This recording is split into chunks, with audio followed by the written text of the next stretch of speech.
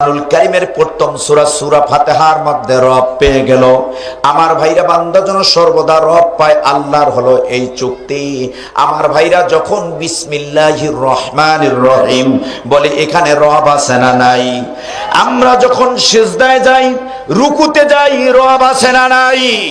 আমার ভাইরা, আল্লাহ রাব্বুল আলামিন বললেন, বান্দা কোরআনুল কারীমের প্রথম সূরায় রব পেয়ে গেল। এবার বান্দা যদি কোরআনুল কারীমের ভেতরে রব না পেয়ে যায়, বান্দা হতাশ হয়ে যাবে। এই জন্য আল্লাহ রাব্বুল আলামিন গোটা কোরআনুল কারীমের ভেতরে 178 বার রবের কথা বললেন। আরো জোরে বলেন আল্লাহু আকবার। আমার ভাইরা, আল্লাহ রাব্বুল আলামিন বললেন, বান্দা গোটা কোরআনুল কারীমের ভেতরে রব পেয়ে গেলেন। এই যে ভাই, আল্লাহ রাব্বুল আলামিন বললেন, গোটা কোরআনুল কারীমের ভেতরে রব পেয়ে গেল। বান্দা যদি কোরআনুল কারীমের শেষ সূরায় রব না পেয়ে যায়, বান্দা হতাশ হয়ে যাবে। এই জন্য কোরআনুল কারীমের শেষ সূরা সূরাতুল নাসের প্রথম আয়াতের মধ্যে আল্লাহ রব সেট করে দিলেন।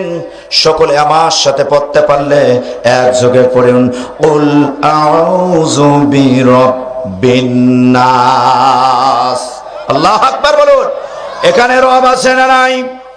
আমার ভাই, আল্লাহ রাব্বুল আলামিন বললেন, রূহানি জগতে রব, কোরআন নাজিলে রব, সূরা ফাতিহায় রব, গোটা কোরআনুল কারীমে রব, কোরআনুল কারীমের শেষ সূরায় রব। বান্দা সব জায়গায় রব পেয়ে গেল। বান্দা যখন দুনিয়ার থেকে বিদায় হয়ে কবরে যাবে, কবরে যা যদি রব শব্দটি না থাকে, বান্দা হতাশ হয়ে যাবে।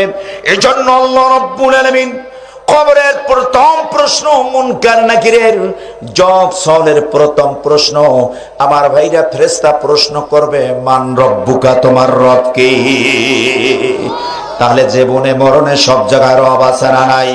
এই বলুন, কথা বলুন, জীবনে